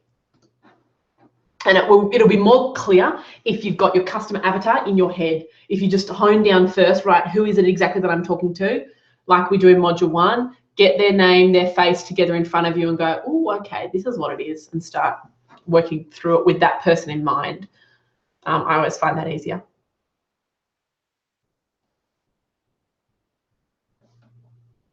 Cool. Next question is from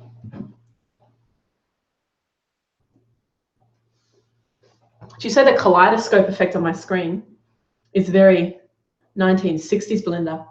Is it you talking about this couch? It's the worst. chair to have in this shot, isn't it? It's like going crazy strobe effect. But this is really clear. Needed to put more makeup on. Gosh. Oh, and it does focus. I know I get really frustrated by this. Every time I move, it kind of focuses in on different things. Anyway,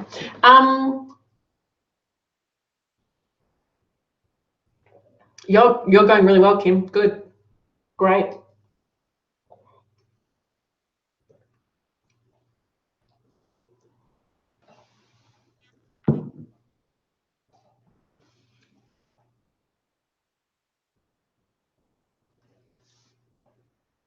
So, 1 second. Sorry, Stessa, I'm just trying to figure out what your question was from that.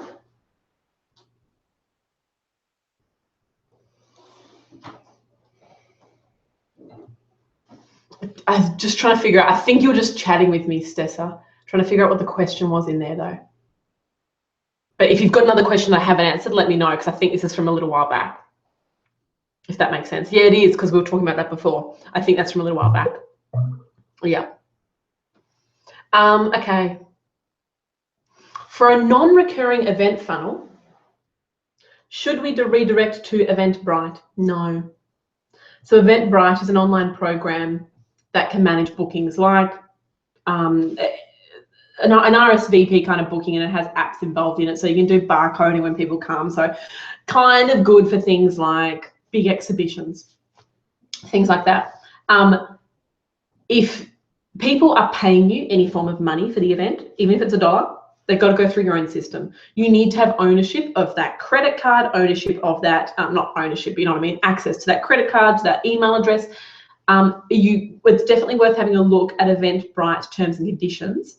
You'll find that they own a lot of your data, which I'm not okay with. If people are coming through to my community through me, I only want to be the one. I don't want them to be getting other, their message shared and used by Eventbrite. I want it to be held in my database, only used for my purposes, you know what I mean? So, and you know, being able to capture credit cards so that you can charge them again and save them a whole heap of time after the event, rather than having to capture all those details again. So Eventbrite owns all of that information, and you can't get access to a lot of that information, like credit card. The other thing with Eventbrite, it doesn't convert anywhere near as well as a ClickFunnels sales page will. And I can tell you that from sending tens and tens of thousands of people and selling 6,000 tickets. I can assure you that the conversion rates are like 4 times better than Eventbrite. So you're going to spend the same amount of money and get 4 times less the results if you use Eventbrite. So it's totally worth just setting up a little sales page on ClickFunnels and taking the payments yourself, or registering them through your own event, particularly if it's a free event. But I don't think you'd be using Eventbrite if it was a free event. But if it's a free event, no way, your landing pages will convert way better.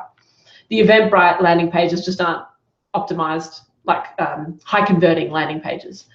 And it's incredible what happens when you get smarter about it and do it in-house through ClickFunnels. It's not that hard to do. You can see my training on it.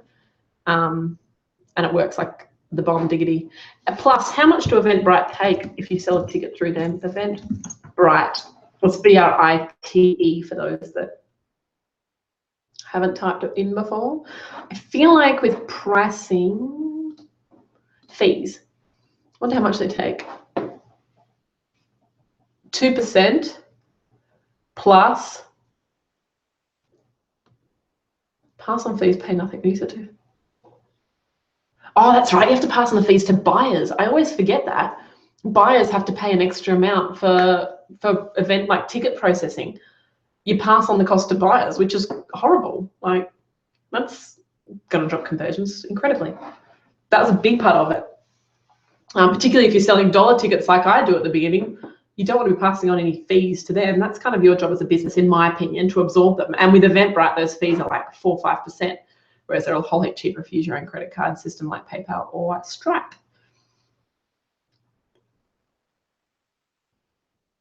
You're welcome, guys.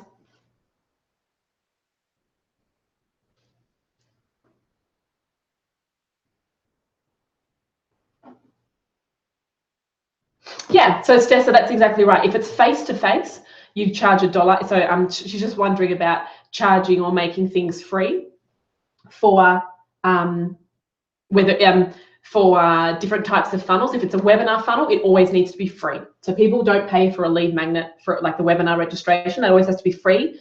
And you can go, because you're spending 90 minutes with them and you're giving heaps of information and educating them, you can go up to $2,000, anywhere between 500 to $2,000 products on webinars. And the right people who are your ideal clients by the end of that will trust you enough and want you enough to pay that money. If it's face-to-face events, you'll see in my training there that I always do the $1, it's called an invisible funnel, so the $1 to $49 ticket. And that's the only way to get the highest quality of people physically turn up in the room. So you'll see all of that in my training. And then the other one is self-liquidating kind of stuff, where you're getting people to trust you with that first amount when you're selling online courses and things like that. Always go through a self-liquidating funnel for that, where you're giving away some really good training. So it's different to a webinar. A webinar is like training journey experience, whereas the self-liquidating funnel is actually giving away a mini course for $1, or a mini, like it's an actual program in essence. So yeah, it's not a webinar, it's a program where you charge $1. Don't ever charge for a webinar, you're right, Stessa, it just doesn't work. Not a normal high converting webinar, it won't work. Okay. How would you do a funnel for this is Dawn's question, for a pain transformation coaching business?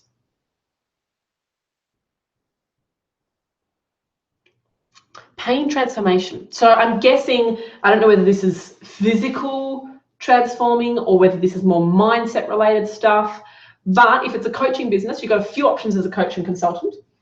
If you're doing those those cheaper products, so if you're getting products sort of up to the $300 mark, then use a self-liquidating funnel, like those ones I was showing you before, where you start with a small, low-price product to get them to trust you with a little, because they're more likely to trust you with a lot, and you just step them up through different offers and just increase the price point. So self-liquidating is one offer if you want to do mini courses. But if you're wanting to do anything one-on-one, i.e. if you're a coach or consultant and you're wanting to go through that process with people, do online like mentoring sessions or things like that, then I would do the coaching consulting kind of funnel. So that one is where you go from a Facebook ad to a usually case study lead magnet. So if you're a coach or a consultant and you want to sell people into a program, I often take a case study of someone who's got great results out of that program and give that away as a lead magnet. Kind of show them where they were, you know, it could be how Jane,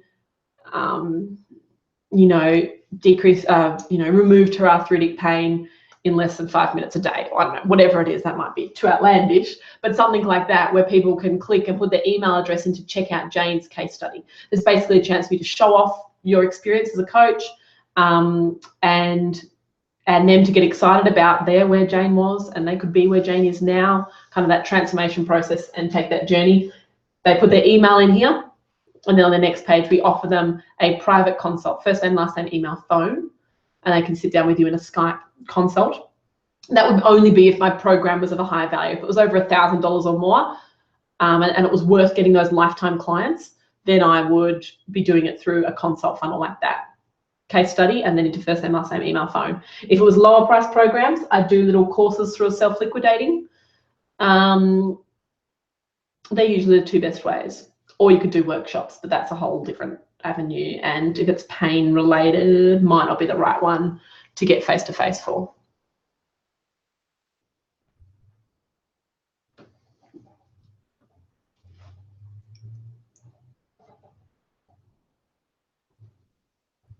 Sally Ann.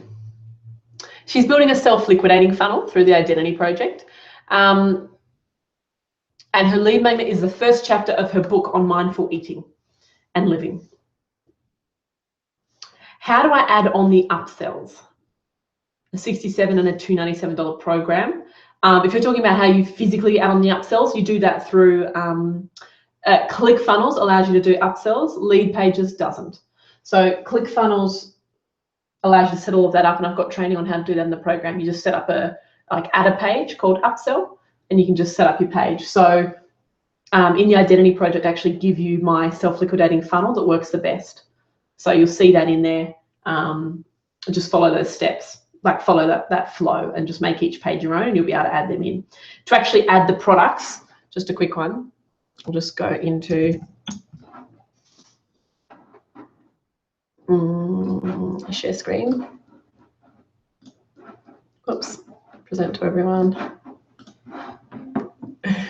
You got to always get past the first ClickFunnels screen before the video starts. And the woman comes out and says, "Hey, Jared." If anyone has watched the ClickFunnels video, when you go to log into ClickFunnels, you'll know exactly what I mean. Okay.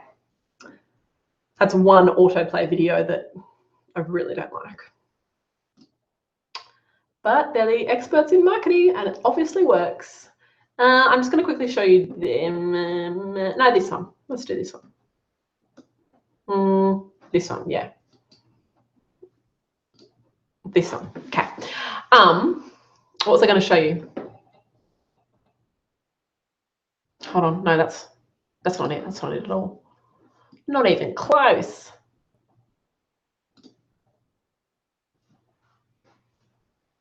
Yeah, so if you're wondering how you put your products in, if that's what you're actually specifically wanting to know more about, your products can be added to any of your pages, or if say it's an upsell, I think you're asking about. So your upsell page, you go to the upsell page here in ClickFunnels.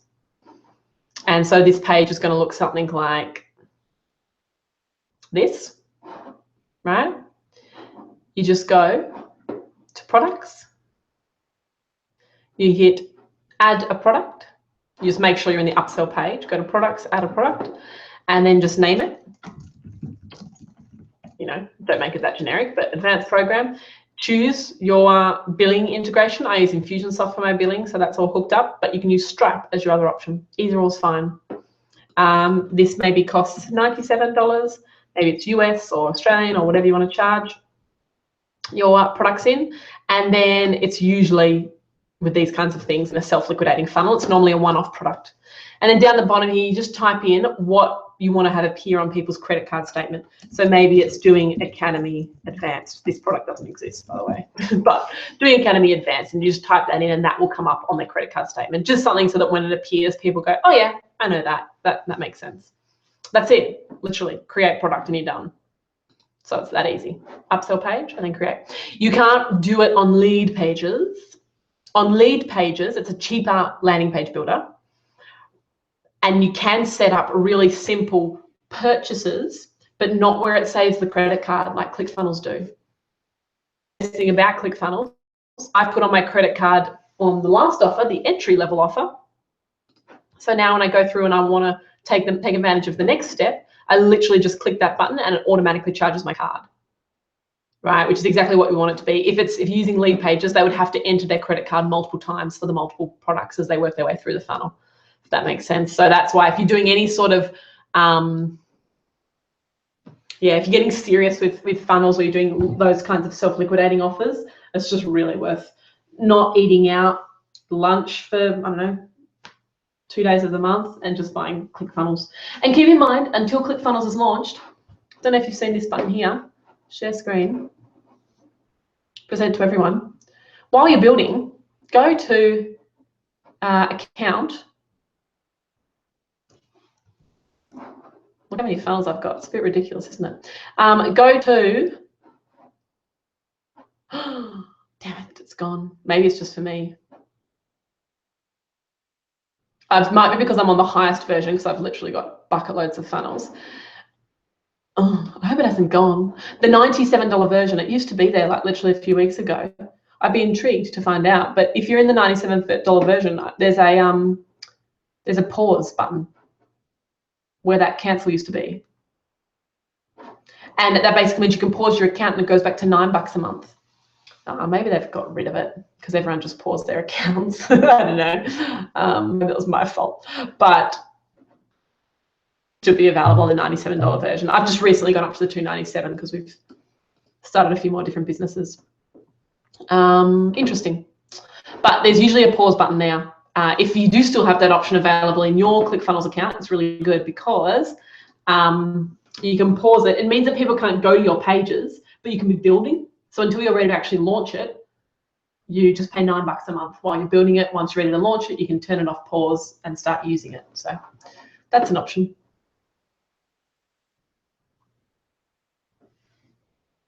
Oh yeah, I know, right? How weird is that? Belinda, sorry. I'm just a bit behind in my questions. Cool. Last few questions.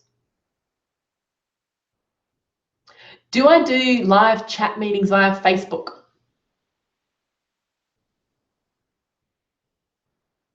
Totally, right? No, the answer is no.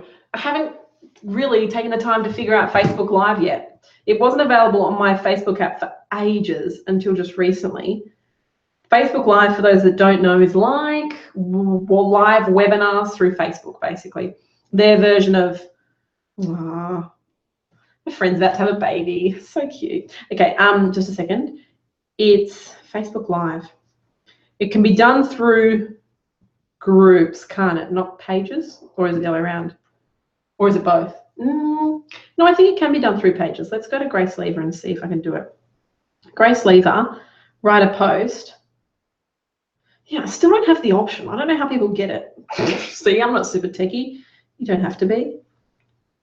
Oh, Grace Lever Business. I was on my personal page. That might be why. Write a post. I can't figure it out. Does anyone know how to do Facebook Live? Oh, love my girlies. What else? Maybe I can do it under the group, the Doing Academy. Post. Nah, can't figure it out. I need to just go and Google it. I remember Googling it and I just could not get the option on my phone. I need to update my phone, I think. I don't know. Long story short, no, I don't do Facebook Live, but I would like to get onto that one day soon. So hopefully in the next few months. What's the best system to set membership payments up in? PayPal, Stripe. If you're using ClickFunnels,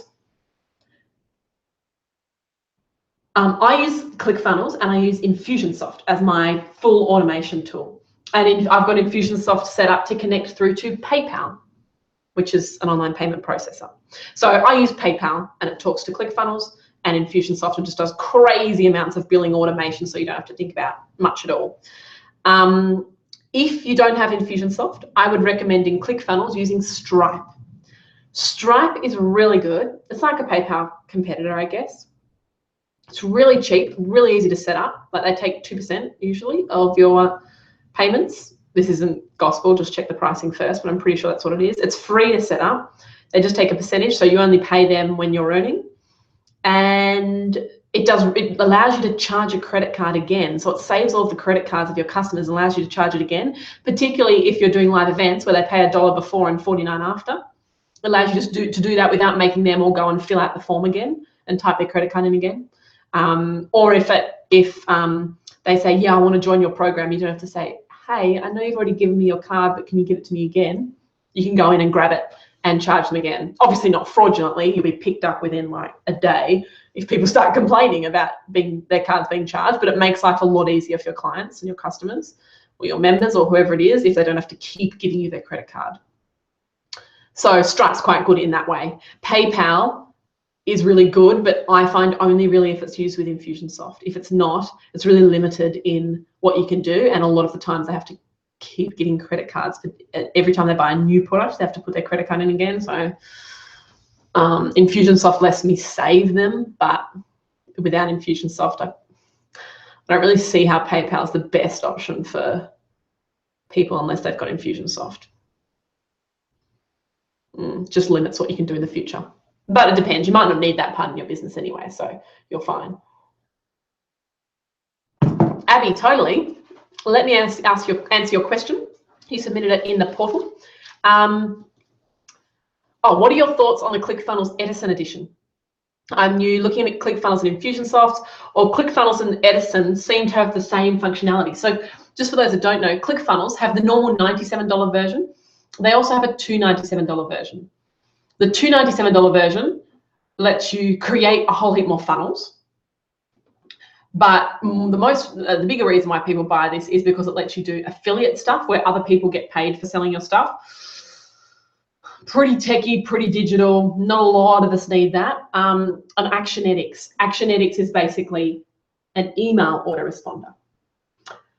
The problem is, and ClickFunnels keep trying to tell everyone that they are basically getting to the point where they're doing everything Infusionsoft does. As an Infusionsoft user for 6 years, using it in every single part of my day-to-day business, Infusionsoft is about 30 times more feature rich than ClickFunnels Edison version is, 100%. ClickFunnels are amazing at building landing pages. Could not recommend any other program higher than ClickFunnels because they're just guns, and I've used most landing page builders out there. Amazing at landing pages. But to go from the $97 version of landing pages up to the $300 a month version where you basically just get to be able to send emails, their email autoresponder, in my opinion, isn't much better than MailChimp. And worse deliverability rates. Like, there's just so many things that I compare that on. And in my personal opinion, it does pretty much the same as MailChimp does. MailChimp costs $10 a month. So in my opinion, their $300 version is the same as getting the $97 version and MailChimp, but that's $110 compared to $300. So if you're ready for that real next level of automation, then I would go Infusionsoft with ClickFunnels, like I personally have for the last couple of years.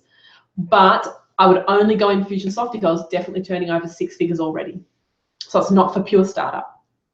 If you're like really brand new to business and you haven't used an autoresponder before and you haven't like automated stuff in your business before through MailChimp or anything like that, it's too big a jump for most people. Yeah.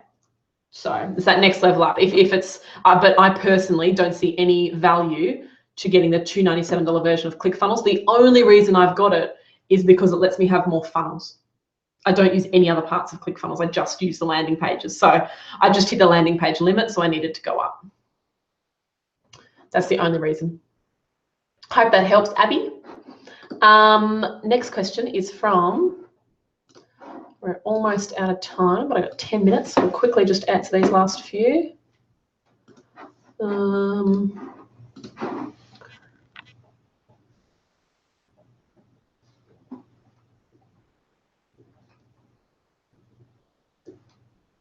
Sally Ann. Cool. So Sally Ann has got a book that she sells. She wants everyone that buys the book to get access to, oh no, she wants to, I don't know whether you want to offer it or actually give them access. She's got an online program and a book. She wants everyone that gets the book to be offered the upsell, I think was what she's saying. Offered the online program. Because weren't you selling a version, like the first chapter, was that you? Selling the first chapter of the book and then going up to an online program.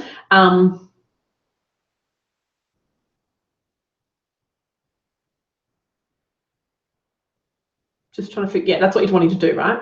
So is there a reason why you can't sell your book on a landing page here, like in ClickFunnels, and then sell your online program on the next page as an upsell? Is there a reason why we can't do that? Is your book sold through Amazon or something?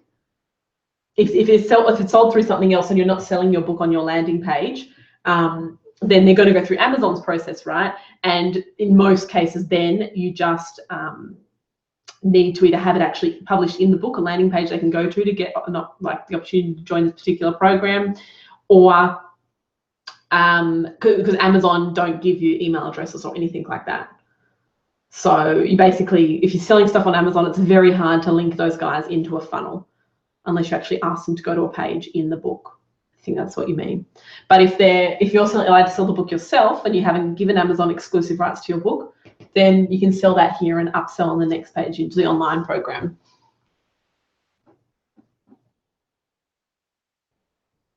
Sorry, the additional offer is upselling. So upselling is just offering that next additional offer. That's your upsell. This is your book, that's your upsell, your next product. And we basically just on the funnel, the whole reason we keep adding, you don't go on for like another 6 steps, you stop it at a point. But the reason why we always offer them the next thing is because a certain percentage of you are still loving you. And if you've got an offer on the next page, they'll take you up on it because they love what you do. They totally connect with you. You serve them really well in how you talk to them, and they will always say yes to your next step. So, and it just dwindles off as people work through the steps, as you can see from the percentages. But it's definitely worth having that there, because when you don't, I didn't have this step on one of my funnels for quite a while.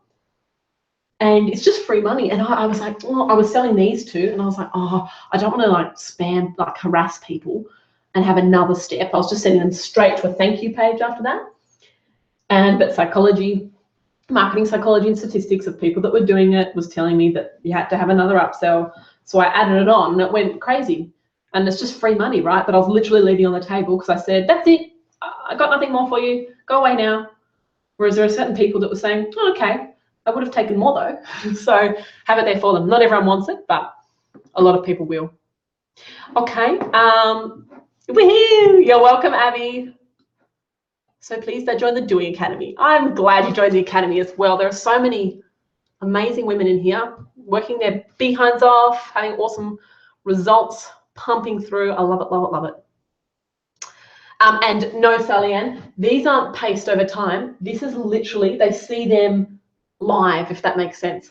So they put their email in on the lead magnet, and then they'll see straight away the next page, instead of saying a boring thank you page, saying thanks, here's your lead magnet, that's it. It'll say thanks, your lead magnet's on its way, here's the next offer. And if they say yes to that, it'll show the next page. Great, it's on its way in your inbox, now here's your next offer. You don't say those exact words like your next offer, but you literally show them straight away, page after page after page. And they'll just decide to stop when they've had enough. So they might get here and go, cool, all good, close, and close that screen. But they're going to walk through the funnel, and a certain percentage will keep going with you. Okay, next question is from Amber. I would like advice on what type of funnel to use. I have a yoga business that I'm now wanting to take online, so teach online classes, online yoga mentoring for lifestyle balance, that kind of thing.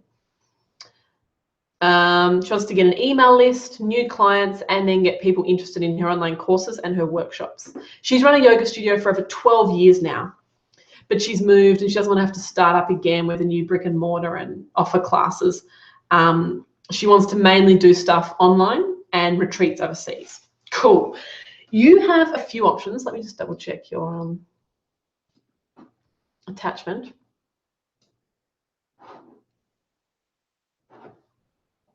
Oh, cool. She's already given me her value ladder. Good. So now I just have to help her match this to a funnel. So I reckon, you know who I love, who do it really well? I want you to go and stalk this company called Mindvalley. Mindvalley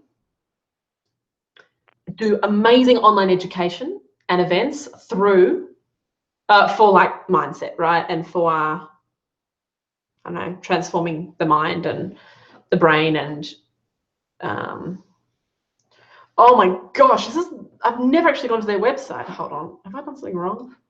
This is the worst website I've ever seen. It doesn't, I don't know how to use it.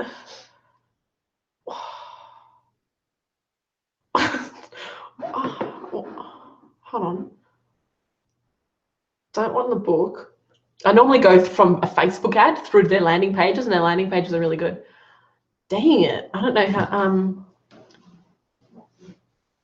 Welcome to Mindvalley. I'm just going to hit learn more on the first one and see what happens. I want the courses. Maybe that was under education. Mindvalley.com.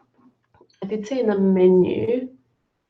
I don't know how this page converts, but they've got 20 million turnover, so it obviously does. Maybe it's under businesses. Mindvalley Academy, that's what it's called.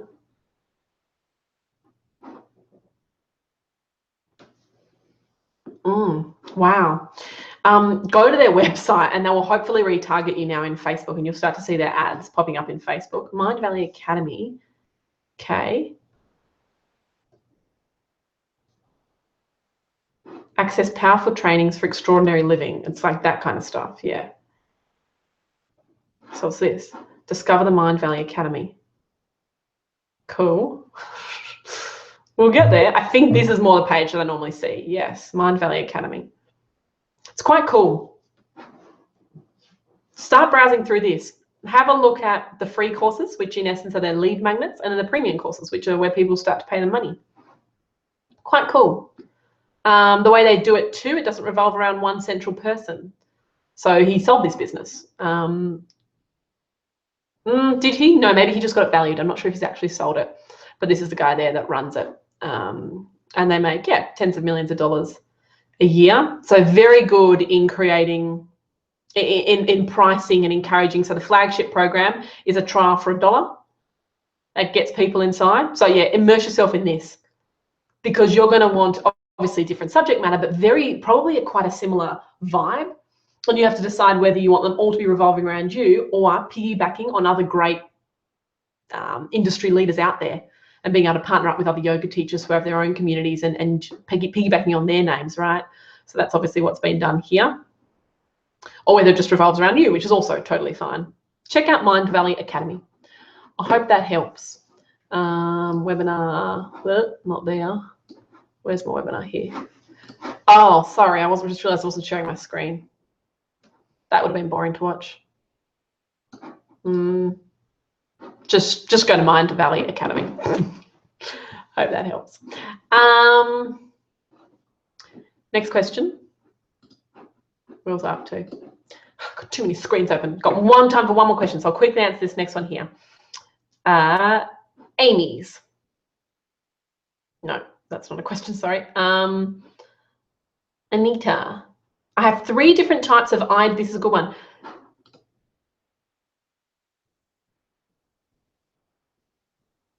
Cool. Good. Like that, what you just said there, Stessa, like that. Okay. Amy. No, I just said Amy's, I've already answered. Anita. I think I have 3 different types of ideal customers. Is it okay to have a different lead magnet for each customer? Yes, but just start with 1. So just get 1 to work, and there's absolutely no reason why you can't just copy this page and tweak the lead magnet. In most cases, though, the lead magnet is a really congruent offer to what comes next. So you may want to do a version of this one next. So for example, if you're a website designer and you really want to niche down and just work with dentists in creating their websites, but you also would be interested in working with, I don't know, plastic surgeons. Just do it first for dentists, because they're going to need a different lead magnet. They're going to have a different Facebook ad targeted to them with a different demographics. And you're probably going to slightly talk about that next step and a free website consult that you're offering in a different way. For dentists, in a different way. So do that 1 funnel first, and then literally, if I was then going to change that for a plastic surgeon, I'd copy and paste everything, tweak the ad. All the principles are the same. You're just tweaking the ad and show it to plastic surgeons. You're just tweaking the landing page with a slightly different headline. You're just tweaking the video in here and saying the word plastic surgeon more instead of dentist. Do you know what I say? You know what I mean? So yes, 1 funnel at a time though. And if you're doing slightly different niches like that, it's so easy to copy and paste once 1 is working. If you're doing 2 or 3 at the same time, it just gets way too confusing. And you don't pick up on the things that you should be watching because you've got too much going on. So yeah, I tend to find that works better. Right on the ticker. I am going to let you roll, let you get back to all of your doing. I hope that's been helpful. And for those that had a question, that's helped you move on or process some more things. And for those that were just tuning in to listen to other people's questions, I hope that taught you a lot as well. Enjoy your evening. UK people get to bed right now because it's really late. Same with Americans, really. It's time to go to bed. And I'm, gonna get off and get cracking. We've got a nice 31 degrees Celsius day today, which is quite nice. You're welcome, guys. You're welcome. Have an amazing week. I'm online tomorrow as well for those in the project for our more advanced coaching call. If you do have any other questions, feel free to join me then. If not, keep on cracking out. You're welcome, guys. Have an awesome day. Thanks for joining me, and I'll talk to you all soon. Bye.